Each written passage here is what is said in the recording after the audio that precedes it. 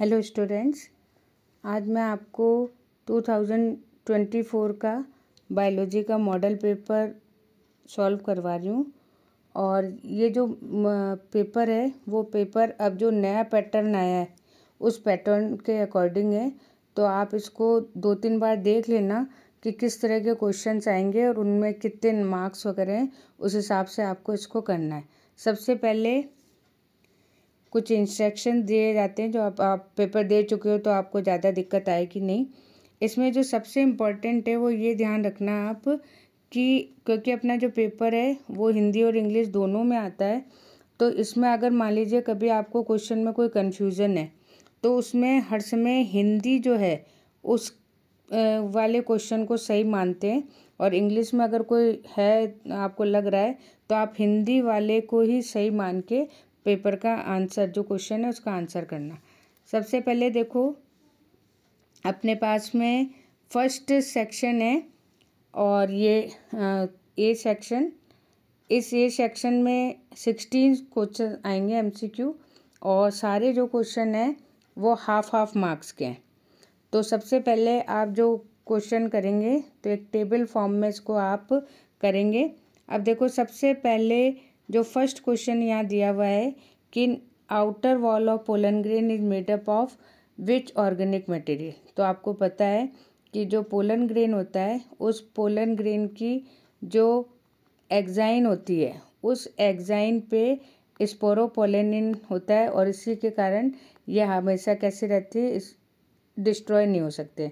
तो सबसे इम्पॉर्टेंट चीज़ है कि ये और ये सबसे हार्डेस्ट पार्ट होता है। अगर मान लीजिए वैसे भी आ जाए कि हार्डेस्ट पार्ट, तब भी आप क्या लिखोगे, स्पोरोपोलेनिन।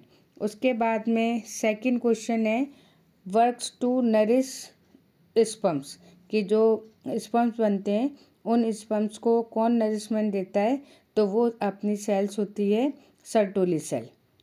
ये सर्टोली सेल्स जो हैं, अगर आपको डायग्राम ध्यान हो तो जो स्पर्मेटेड्स होते हैं वो स्पर्मेटेड आपको सर्टोली सेल में इस तरह से लगे हुए दिखाई देते हैं।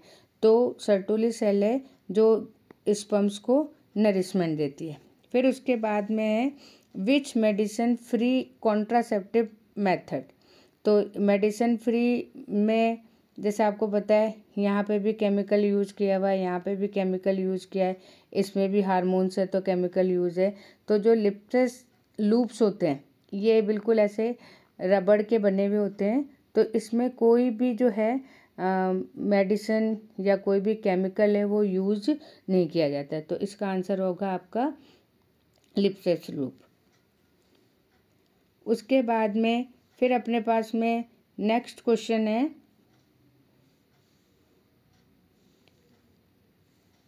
Which of the following is sex linked disease. तो आपको पता है कि ह्यूमन है तो वाई और एक्स, तो ये मेल के लिए है, ये फीमेल के लिए है। तो यहाँ पे इनके थ्रू जो भी नई एक्सपीरियंस होती है उसमें कौन सी डिजीज़ एंटर करती है, तो उसमें आपकी आएगी हीमोफीलिया। और आपको पता है ये वाई क्रोमोसोम है, यानी कि जो मेल होते हैं उन मेल में दिखाई देती है, और फीमेल इसकी अर्थ में कौन सी होती है, कैरियर होती है। फिर उसके बाद में नेक्स्ट है both strand DNA are connected to each other by following bond. तो आपको पता है कि डीएनए होती है उसकी दो इस तरह से हेलिक्स होती हैं, और इन हेलिक्स के बीच में नाइट्रोजन बेसेस होते हैं, और वो नाइट्रोजन बेसेस जैसे आपको पता है ए है तो वो डबल बॉन्ड टी से जुड़ती है, और सी साइटोसिन है तो वो ट्रिपल बॉन्ड ग्वानिन से जुड़ती है। तो ये जो बॉन्ड्स हैं ये बॉन्ड्स होते हैं हाइड्रोजन के, इसलिए क्या कहलाएगा आपका हाइड्रोजन बॉन्ड। फिर उसके बाद में है which of the following correct example of homology. Homology में है कि जब हमारे पास में ओरिजिन सेम हो लेकिन अगर फंक्शन डिफरेंट हो तो उस कंडीशन को हम बोलते हैं होमोलॉजी। और इसमें पूछा है कि कौन से हैं जिनमें कि ऑर्गन तो ओरिजिन सेम है लेकिन फंक्शन अलग अलग है, तो इसमें आपको आएगा 4 limb of human, tiger and whales. अब जैसे ह्यूमन है तो हमारे जो हाथ हैं, हैंड्स हैं, वो पकड़ने का काम करते हैं। टाइगर है तो उसमें दौड़ने का, रनिंग का काम करते हैं, और व्हेल में स्विमिंग का काम करते हैं। लेकिन अगर हम ओरिजिन से देखें तो ओरिजिन में ये सारे सेम मिलेंगे, ह्यूमरस मिलेगी, रेडियस अल्ना मिलेगी। तो अगर हम इसकी बोन देखें तो सब तीनों में आपको सेम बोन मिलेगी, लेकिन फंक्शन अलग अलग मिलेंगे, इसलिए आउटर स्ट्रक्चर भी कैसी होगी, अलग अलग होगी। फिर उसके बाद में which of the following is correct group of infectious disease, यानी इन्फेक्शियस डिजीज मतलब होता है एक से दूसरे में फैलना। एक पर्सन है, उससे किसी भी मीडियम से दूसरों अगर इन्फेक्ट हो जाता है तो उसे हम बोलते हैं इन्फेक्शियस डिजीज। अब देखो इसमें निमोनिया, टाइफाइड और कैंसर। तो यहाँ पे जो कैंसर है वो कैंसर नहीं है, तो ये यहाँ से रिजेक्ट हो गई। फिर उसके बाद में हमारे पास में निमोनिया, डिसेंट्री, एड्स दिया हुआ है। फिर एड्स, कैंसर, डिसेंट्री दिया हुआ है। फिर मलेरिया, टिटनेस, अर्थराइटिस दिया है। तो हमें एक एक गलत करना है। यहाँ हम देखेंगे तो यहाँ कैंसर हो गया, यहाँ हम देखेंगे तो यहाँ टिटनेस और अर्थराइटिस हो गया। तो हमारा जो बेस्ट है वो कौन सा रहेगा, निमोनिया है, डिसेंट्री है और उसके बाद में हमारे पास में एड्स है। तो ये जो तीनों हैं ये किसी भी थ्रू जो है एक से दूसरे में नहीं फैलते हैं। तो यहाँ पर इसका आंसर आपका क्या रहेगा, ये तीनों डिजीज़ हैं जो इन्फेक्शियस यहाँ पे कहलाती हैं। फिर उसके बाद में अपने पास में जो नेक्स्ट है वो नेक्स्ट में बीओडी का फुल फॉर्म। तो बीओडी का एनसीईआरटी के थ्रू जो है वो कौन सा आपका कहलाएगा, biochemical oxygen demand. Chemical oxygen demand मतलब है कि जो भी वाटर है उस वाटर में अगर ऑक्सीजन की डिमांड ज़्यादा है तो वो पॉल्यूटेड वाटर होगा, और अगर डिमांड कम है तो वो कैसा होगा, फ्रेश वाटर होगा। नेक्स्ट है who has highest number in food chain. तो फूड चेन में सबसे ज़्यादा नंबर किसका होगा, तो हम स्टार्टिंग किससे करते हैं, प्रोड्यूसर से। तो हमारे पास में सबसे ज़्यादा अगर हम नंबर देखेंगे तो वो किसका होगा, आपका प्रोड्यूसर का होगा। क्योंकि अगर अपन पिरामिड भी देखते हैं तो आपको पता है नंबर, जब पिरामिड वाला अपन देखते हैं तो उसमें सबसे ज़्यादा हमें किसका नंबर मिलता है, प्रोड्यूसर का। तो यहाँ पे आप उसी को यहाँ रिलेट कर लोगे कि यहाँ पर आपका क्या रहेगा, प्रोड्यूसर, या जिसमें ग्रीन प्लांट्स आते हैं वो यहाँ पर आंसर आपका सही होगा। फिर उसके बाद में अपने पास में नेक्स्ट है what is the which is following called molecular scissor. तो सिंपल सही है, रिस्ट्रिक्शन एंडोन्यूक्लियस है जो कि डीएनए को कट करने का काम कर रही है, इसलिए हम इसे क्या बोलते हैं, सीजर। और क्योंकि हम यहाँ मॉलिक्यूल्स को यूज़ कर रहे हैं इसलिए हम इसका क्या होगा, रिस्ट्रिक्शन एंडोन्यूक्लियस एंजाइम। फिर उसके बाद में नेक्स्ट है इन विच टीआई प्लाज्मिड इज ऑब्टेन। तो टीआई मतलब है ट्यूमिफिकेशंस, और ये एग्रोबैक्टीरिया में होता है, इसलिए इसकी वैरायटी है, इसलिए इस एग्रोबैक्टीरियम ट्यूमिफिकेशंस में जो है हमें टीआई प्लाज्मिड मिलता है और उसको हम यूज़ करते हैं प्लांट में एज ए वेक्टर। फिर उसके बाद में नेक्स्ट है हमारे पास में कि which of the following is property of population. तो इसमें बर्थ रेट भी है, डेथ रेट भी है, सेक्स रेशो भी है, और उसके बाद में हमारे पास में all of the above. Next है how many hot spot are there in India. तो इसमें आपका अकॉर्डिंग टू एनसीईआरटी 3 हैं वो हॉट स्पॉट दिए हुए हैं। नेक्स्ट है हमारे पास में which of the following pyramid is always upright. तो जो एनर्जी वाला पिरामिड होता है वो हर समय सीधा होता है, कभी भी अपोजिट नहीं होता है। फिर उसके बाद में according to IUCN list of following species become extinct. तो इसमें तीनों आपकी दे रखी हैं, तो ये इसलिए ऑल ऑफ द अबव। फिर उसके बाद में इसमें नेक्स्ट आपको दे रखा है कि interaction there species benefited and other species neither benefited और सफ़र लॉस। तो इसमें है कि एक को तो बेनिफिट हो रहा है लेकिन दूसरे को कोई भी फ़र्क नहीं पड़ रहा है, तो उसमें हमारे पास में जो आंसर होगा वो क्या होगा, कॉम्युनलिज्म। कॉम्युनलिज्म में है कि जैसे आपको अर्गट वाला दिया हुआ है कि कोई भी बफेलो है या काऊ है उसके ऊपर अर्गट है तो वो उसको तो फ़ायदा हो रहा है, लेकिन जो काऊ या बफेलो उसको ना तो फ़ायदा होता है ना नुकसान होता है। तो ये इसका आपका कौन सा होगा, कॉम्युनलिज्म। नेक्स्ट अपना जो क्वेश्चन है वो फिलिंग द ब्लैंक्स का है, और उसमें आपको 10 फिलिंग द ब्लैंक्स आएंगी और वो भी हाफ हाफ नंबर की। अब यहाँ पे देखो सबसे पहले दे रखा है layer provide nourishment to developing pollen grain. तो पोलन ग्रेन है उसको कौन सी जो माइक्रोस्पोरेंजिया उसकी कौन सी लेयर है, तो आपको पता है कि जो टेपिटम होती है वो टेपिटम लेयर जो है इसको नरिशमेंट देती है। फिर उसके बाद में सेकंड है अपने पास में the process of formation of mature male gamete is called.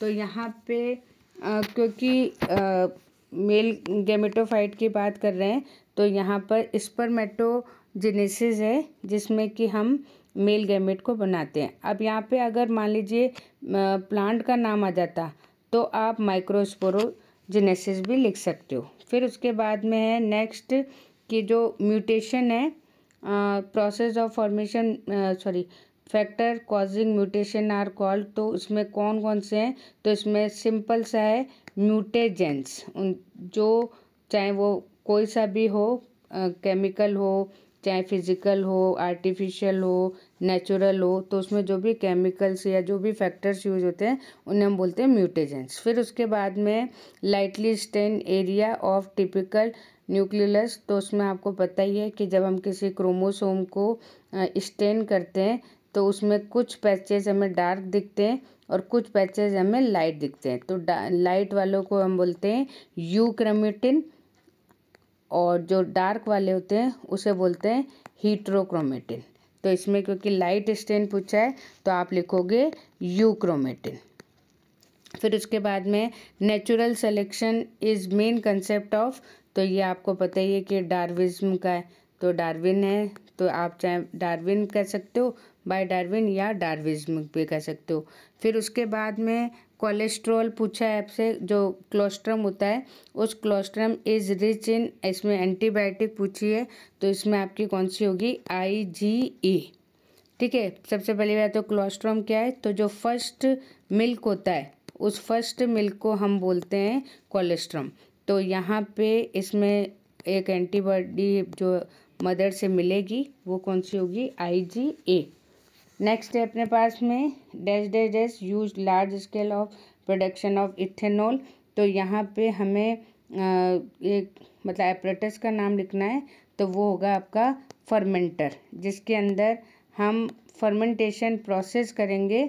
और आपको पता है ये इथेनॉल है वो किससे मिलता है आपको, सैक्रोमाइसिस सेरेविसी जो कि एक फंगस है, उस फंगस से जिसे अपन ईस्ट भी बोलते हैं, तो उस ईस्ट से जो है आपको फर्मेंटेशन से ये प्रोसेस मिलती है। तो यहाँ पे एपरेटस का नाम पूछा है तो वो होगा आपका फर्मेंटर।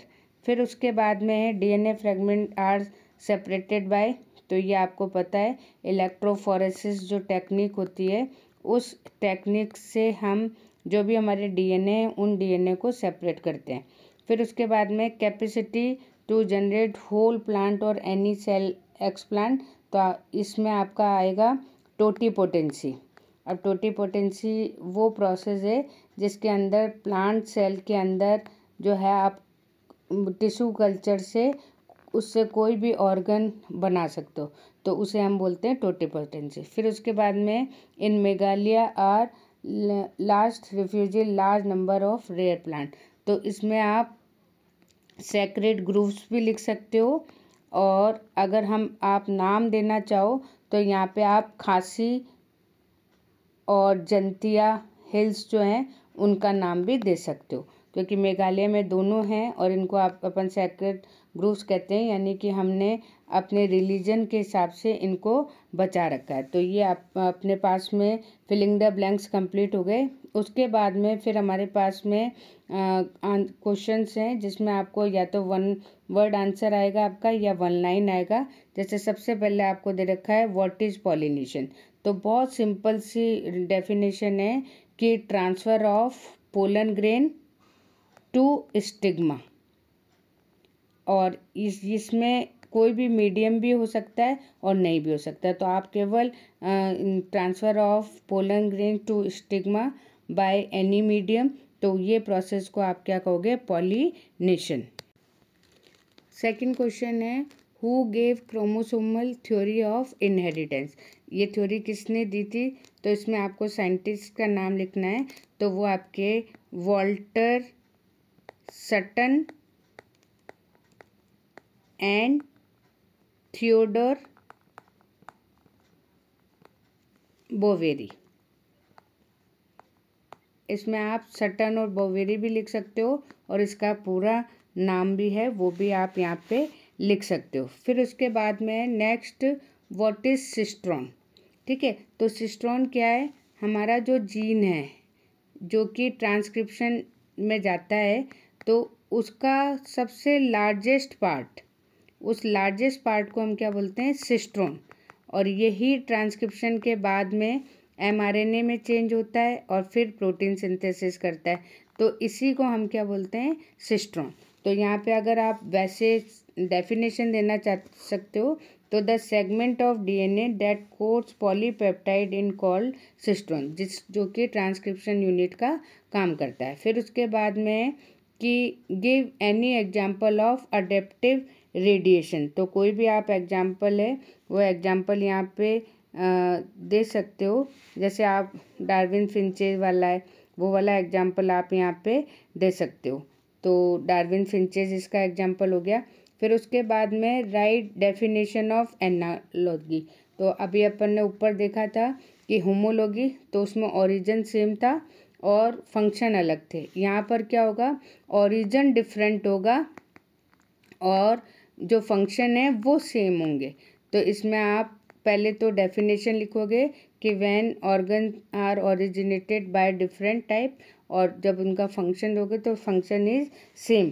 और फिर उसके बाद में आप इसका एग्जांपल दे सकते हो कि इसमें जैसे मान लीजिए बर्ड के जो हैं वो विंग्स हैं, फिर इंसेक्ट के विंग्स हैं, ठीक है, अपने पास में जो मैमल है बैट है उसके विंग्स हैं। तो अगर हम उनकी ओरिजिन देखेंगे तो ओरिजिन सबका कैसे है, अलग अलग, लेकिन अगर आप फंक्शन देखोगे तो फंक्शन किसी में वो स्विम कर रहा है, किसी में वो जो है एक तरह से फ्लाइंग का काम कर रहा है, इंसेक्ट में है वो फ्लाइंग का काम कर रहा है, बर्ड्स में भी फ्लाइंग का काम कर रहा है, लेकिन अगर अपन उसका ओरिजिन देखते हैं तो वो कैसा होता है, अलग होता है। फिर उसके बाद में which test is use for confirm typhoid, तो इसमें सिंपल आपका वन वर्ड आंसर है विडाल टेस्ट। फिर उसके बाद में कि which amino acid is coded by initiator, तो इसमें AUG है, तो सिंपल सा इसका भी मिथियोनिन है, वो मिथियोनिन अमीनो एसिड यहाँ पर होता है।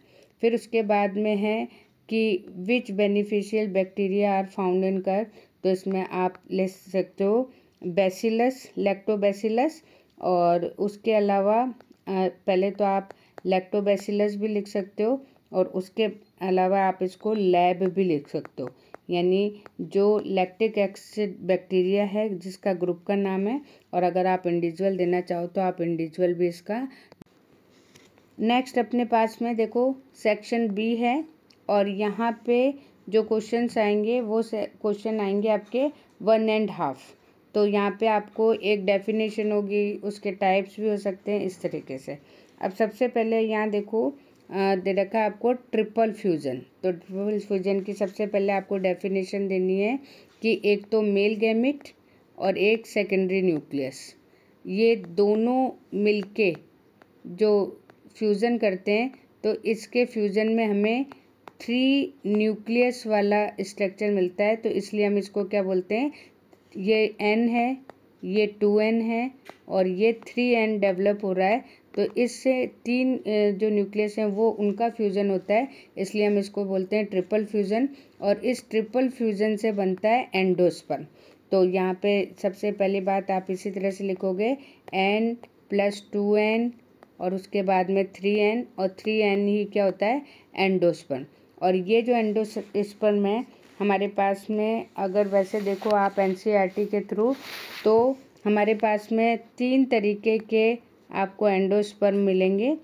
पहला वाला फ्री न्यूक्लियर, फिर उसके बाद में सेलुलर है और उसके बाद में हेलोबियल।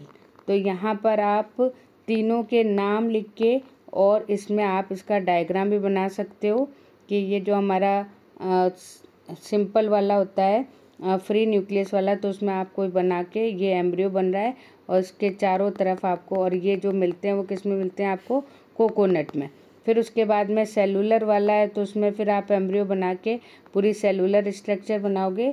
और जो तीसरा वाला होता है वो कौन सा होता है, हेलोबियल होता है, जिसमें आपको हाफ सेलुलर मिलेगा और हाफ फ्री न्यूक्लियस का मिलेगा। तो आप तीनों के करके और फिर उसके तीनों के एग्जाम्पल भी यहाँ पे दे सकते हो। फिर उसके बाद में है व्हाट इज़ सेल पॉलिनेशन।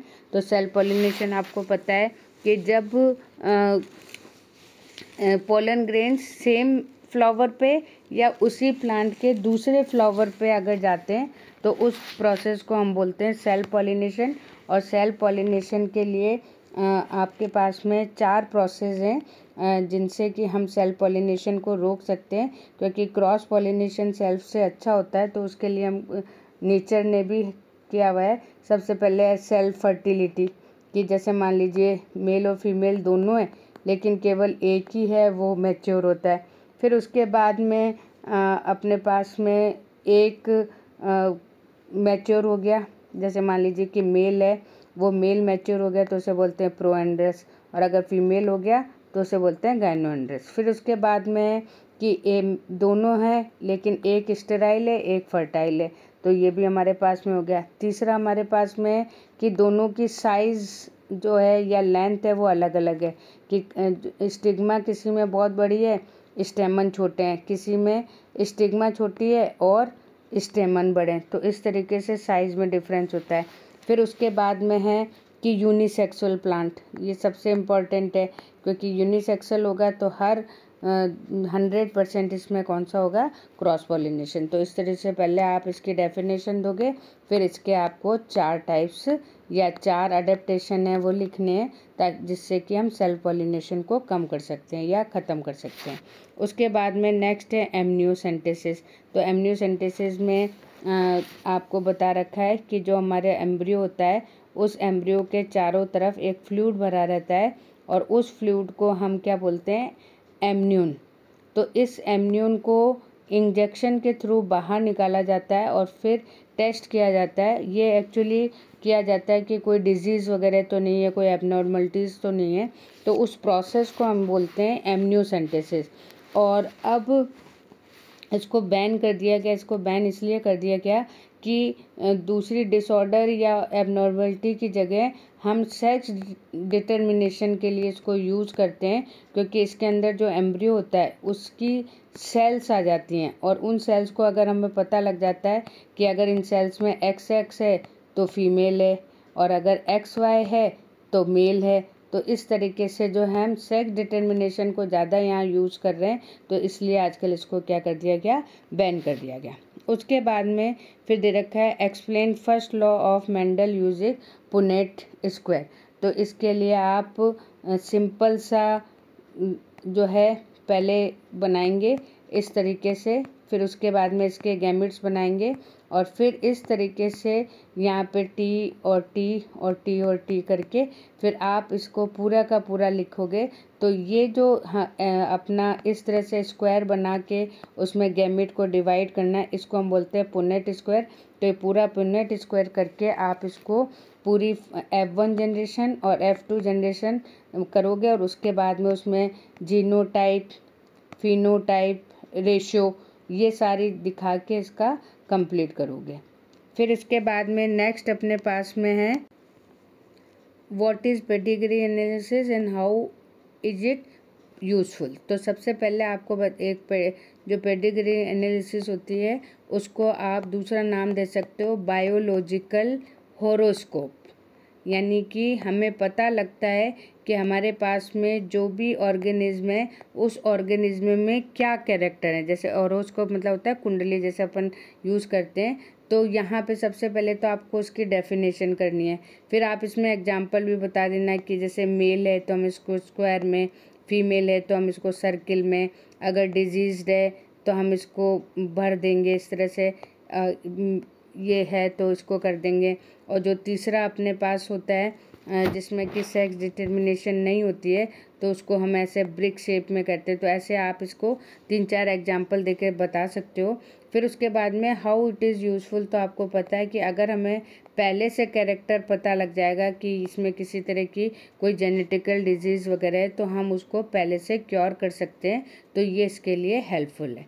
उसके बाद में what is sewage and why it's treatment necessary, तो सीवेज आपको पता है जो घरों से गंदा पानी निकलता है उसे अपन बोलते हैं, और हमें इसका ट्रीट करना इसलिए ज़रूरी है क्योंकि इसमें बहुत सारा पॉल्यूशन होता है।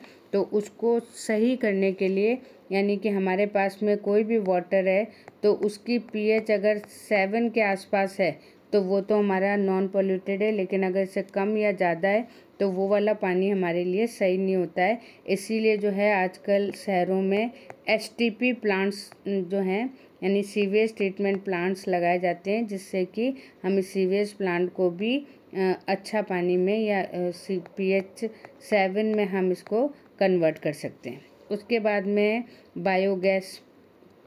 अब बायोगैस जो है इसके अंदर कौन कौन सी होती है, तो आपको पता है सल्फ़र डाइऑक्साइड होगी, H2S होगी, कार्बन डाइऑक्साइड होगी, मीथेन होगी। तो ये जो है हमारे पास में कुछ गैसेज हैं जो इसके अंदर मिलती हैं। और फिर इसका आपका सिंपल सा डायग्राम है, वो डायग्राम आपको लेबल्ड बनाना है। उसमें आपको चारों टैंकर जो हैं इस तरीके से यहाँ बनाने हैं, और उन टैंकर का बिल्कुल लेबल, ये तीनों लेबल में रहेंगे और एक इसमें फ्लोट करता रहेगा। तो इस तरह से 4 टैंकर आप बनाओगे। जो पहला वाला है वो स्लज टैंक, आपके सबसे पहला जो आप बड़ा सा बनाओगे वो डाइजेस्टर टैंक है। फिर इसमें जो फ्लोट करता रहता है वो गैस है, और फिर हमारे पास में स्टार्टिंग वाला होता है वो स्लरी कहलाता है, और जो लास्ट में बनता है वो स्लज टैंक। तो इस तरह से चारों टैंक बना के उसका आप डायग्राम बनाओगे। फिर नेक्स्ट है अपने पास में कि ये जितने भी एंजाइम्स दिए हुए, इन एंजाइम्स के फंक्शन पूछे हैं। तो सबसे पहले रिस्ट्रिक्शन, डीएनए को कट करने के लिए, मैं थोड़ा जल्दी करा रही हूँ। फिर काइटिनेज एंजाइम है, ये इम्पॉर्टेंट है कि जब हमारे पास में फंगल सेल है और इस सेल के अंदर से अगर हमें डीएनए निकालना है तो उस समय हम जो एंजाइम यूज़ करते हैं वो होता है काइटिनेज। फिर डीएनए लाइगेज है, ये दोनों जो है हमारे डिस्ट्रॉय का काम कर रहे हैं, जबकि ये जो है डीएनए को जोड़ने का काम करता है, तो ये लाइगेज एंजाइम है। फिर उसके बाद में पीसीआर है आपका पॉलीमरेज चेन रिएक्शन। तो ये इसका फुल फॉर्म रहेगा पॉलीमरेज चेन रिएक्शन। अब इसका यूज़ कहाँ करते हैं, यहाँ हम मल्टीपल कॉपीज़ बनाने के लिए करते हैं। और इसमें जो है सबसे इम्पॉर्टेंट चीज़ है कि इसमें जो हम बैक्टीरिया यूज़ करते हैं थर्मस एक्विटस, और ये जो थर्मस एक्विटस होता है इससे टीडीएनए पॉलीमरेज अपने पास में बनता है, और ये बहुत कम टाइम में, यानी 1 घंटे में मिलियंस कॉपी बना देता है, सबसे इम्पॉर्टेंट चीज़। और उसके अलावा ये हाई टेम्परेचर, यानी ये मान के चलिए 70 to 95 डिग्री सेंटीग्रेड तक काम करता है। तो ये जो है यहाँ पे बहुत इम्पॉर्टेंट है अपना एंजाइम। फिर उसके बाद में है what is genetical modified organism. तो इसको अपन दूसरा नाम ट्रांसजेनिक एनिमल या ट्रांसजेनिक प्लांट भी कह सकते हैं। और ये बायोटेक्नोलॉजी से हम डिज़ायर्ड ऑर्गेनिज्म बनाते हैं, उनको हम बोलते हैं जेनेटिकली मॉडिफाइड ऑर्गेनिज्म। और इसमें आप कोई भी एग्जांपल दे सकते हो, आप बीटी कॉटन का दे सकते हो, आप आरएनए इंटरफेरेंस का दे सकते हो, आप हिरुडिन वाला दे सकते हो। तो कोई भी जो है 2 यूजेस इसमें दे सकते हो। उसके बाद में व्हाट आर क्राई प्रोटीन्स। तो ये क्राई प्रोटीन्स वो हैं जो हमने बैसिलस थ्यूरिजिएंसिस से बनाए, और फिर हम इससे जो प्रोटीन बनाते हैं, ठीक है, उसका प्रोसेस इसमें पूछा हुआ है। तो हमारे पास में पता है आपको कि बैसिलस थ्यूरिजिएंसिस है, उसके अंदर ये प्रोटीन होता है, प्रोटीन बनाने वाले जीन्स होते हैं। तो इन जीन्स को हम एग्रोबैक्टीरिया में एंटर करा के फिर प्लांट के अंदर एंटर कराते हैं। तो ये जो प्रोटीन है वो प्रोटीन को जब कोई भी इंसेक्ट का कैटरपिलर खाता है तो वहाँ पे अल्कलाइन मीडियम के कारण उसकी जो गट्स हैं वो गट्स में छेद हो जाते हैं, या वो स्वेलिंग आ जाती है तो वो उसकी डेथ हो जाती है। तो ये पूरा प्रोसेस आप इसमें लिखोगे। फिर उसके बाद में what do you understand by biodiversity. तो बायोडाइवर्सिटी में है कि एक ही एरिया में अगर आपको बहुत अलग अलग प्लांट्स की स्पीसीज़ मिल रही है तो उसे हम बोलते हैं डाइवर्सिटी।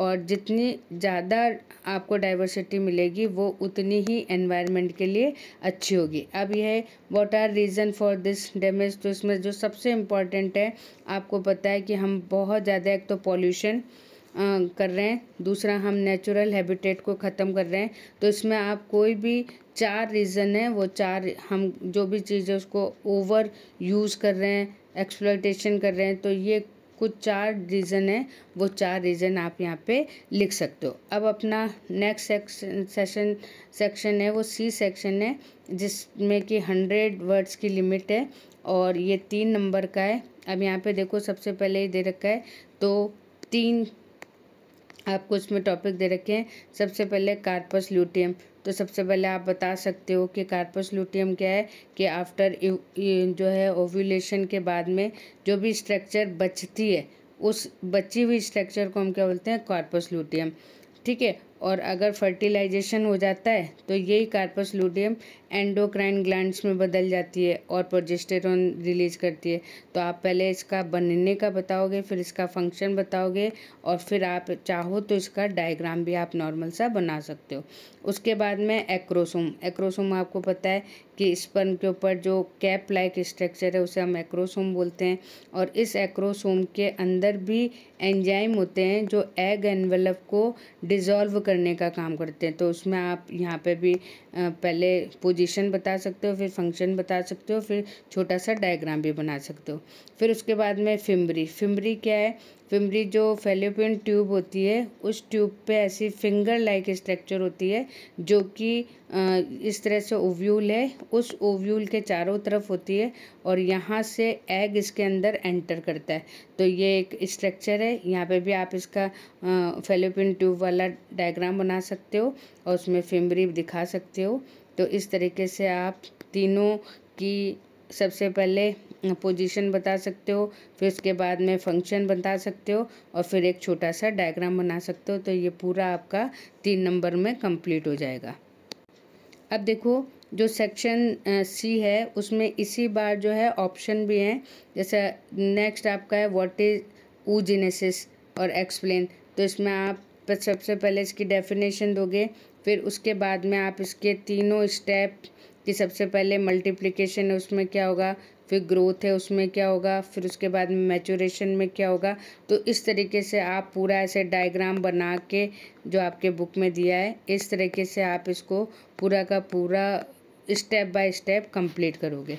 फिर उसके बाद में है कि पॉपुलेशन है, इसके कैरेक्टर। तो इसमें आपको 4 कैरेक्टर दिए हुए हैं, तो उन चारों कैरेक्टर को आपको डिटेल में करना है। उसके बाद में फिर है आपके पास में कैमोफ्लेज, पैरासिटिज्म। तो कैमोफ्लेज क्या होता है, और फिर उसके बाद में 2 एग्जाम्पल दे दो ऐसे। पैरासिटिज्म क्या होता है, डेफिनेशन दे के फिर आप इसमें करोगे।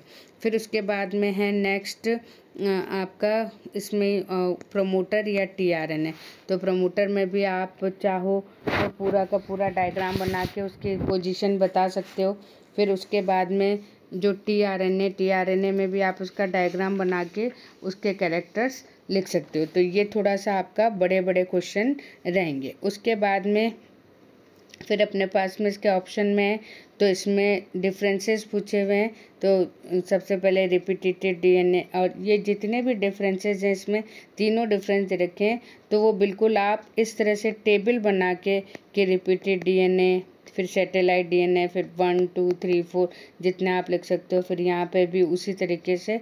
तो ये एमआरएनए, टीआरएनए, इनका आपको क्योंकि 3 नंबर का, तो हर 3 के लिए आप इस तरह से 3 टेबल बना, क्योंकि एक एक नंबर है तो इस तरह से आपको इसके नंबर मिलेंगे। फिर उसके बाद में हमारे पास में जो लास्ट सेक्शन है वो डी सेक्शन है, जिसमें 150 वर्ड्स का यहाँ पे दिया हुआ है। और ये डिटेल में अब जैसे फर्स्ट आपको दे रखा है इसमें, अब ये देखो जो 4 नंबर का है इसमें देखो फर्स्ट आपको दे रखा है ये इम्यूनिटी वाले चैप्टर से आपका इनेट और एक्वायर्ड इम्यूनिटी, इसमें डिफरेंस है। फिर एक्टिव और पैसिव जो इम्यूनिटी है उसमें डिफरेंस है। तो ये दो दो नंबर के हैं, तो इसमें भी आप पूरा जो है इस तरह से टेबल बना के और उसका एग्जाम्पल दे के करोगे। तो इसी के ऑप्शन में यहाँ पे दे नहीं रखा है, बाकी व्हाट इज़ मेटास्टेसिस और explain causes diagnosis and treatment of cancer. तो इसी के और में कैंसर पे आपको एग्जांपल वो क्वेश्चन दिया हुआ है, जिसमें आपको सबसे पहले मेटास्टेसिस पूछा हुआ है। तो मेटास्टेसिस को पहले आप इसको डिफ़ाइन करोगे और डिफ़ाइन करने के बाद में फिर आप कॉजेज ऑफ कैंसर, कॉजेज और फिर उसके बाद में कैंसर डायग्नोसिस है, ट्रीटमेंट ऑफ कैंसर है। तो ये क्वेश्चन है। फिर उसके बाद में जो क्वेश्चन नंबर 20 है, वो 20 में एक तो आपका फूड चेन, फूड वेब पे दिया हुआ है, प्रोडक्शन और डिकम्पोजिशन पे दिया हुआ है। फिर उसी के साथ में यहाँ पे आपको इसका जो ऑप्शन दिया हुआ है, उस ऑप्शन में इकोलॉजिकल पिरामिड्स दिए हुए हैं। तो ये पिरामिड वाला क्वेश्चन है, तो इसमें आपको 3 टाइप्स के पूरे पिरामिड बताने हैं और फिर उसके बाद में उनका डायग्राम बनाना है। तो इस तरीके से आप इसको ऐसे टाइप में कंप्लीट करोगे। Okay, thank you.